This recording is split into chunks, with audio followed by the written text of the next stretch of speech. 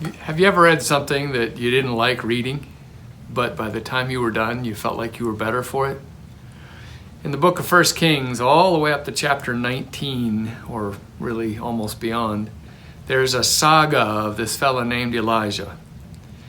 And it's very important, that story, to the Jewish family and plays a role in Christian thinking, and yet when I read it, it frustrates me, it upsets me, I don't get a whole lot of it.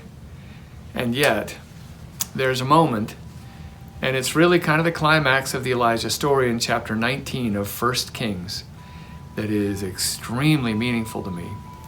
Elijah, who has experienced God's almighty power and all kinds of awesomeness, suddenly decides to be a whimpering, just panicking human being.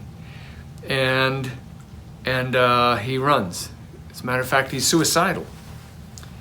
And he runs.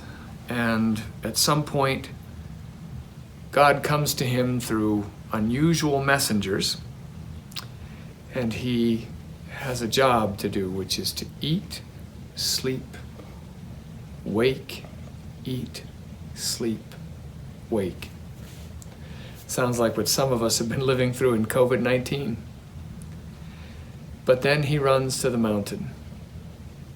And on the mountain, as he expects God to come in the big, shiny, spectacular, God instead comes in the quiet of the sheer silence in one translation, or the still small voice in another. And the pilgrimage has led him here to finally face God and be remade.